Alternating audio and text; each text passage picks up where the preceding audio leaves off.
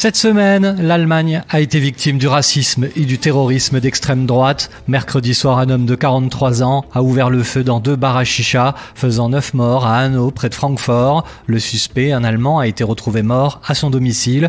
Il se serait suicidé après avoir tué sa mère. Selon les dernières informations, il était un adepte des théories du complot et a laissé des vidéos, des textes explicites sur son site internet. La chancelière Angela Merkel a dénoncé la haine et le racisme, un poison, dit-elle, qui existe dans notre société et il est la cause de bien trop de crimes.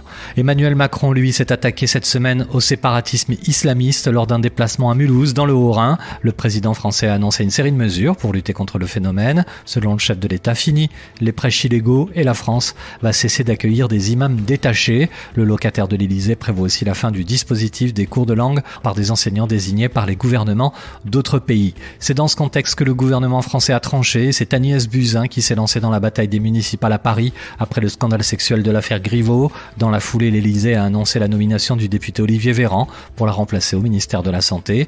Justement, l'artiste russe Piotr Pawlenski et sa compagne Alexandra de Taddeo ont été mis en examen mardi avant d'être placés sous contrôle judiciaire. Le couple est notamment poursuivi pour atteinte à l'intimité de la vie privée après la diffusion d'une vidéo intime mettant en scène l'ancien candidat à la mairie de Paris Benjamin Griveaux. Et puis en bref, cette semaine, le bilan de l'épidémie de coronavirus a dépassé la barre symbolique des 2000 morts selon les autorités chinoises. Enfin, le PSG a raté son 8e de finale aller de la Ligue des Champions mardi soir sur la pelouse du Borussia Dortmund. Défaite 2-1 du club de la capitale qui semble en crise, notamment après la sortie devant la presse de Neymar. La star brésilienne a dénoncé les décisions du staff parisien après sa blessure et son absence des terrains à 4 reprises avant cette rencontre de Champions League.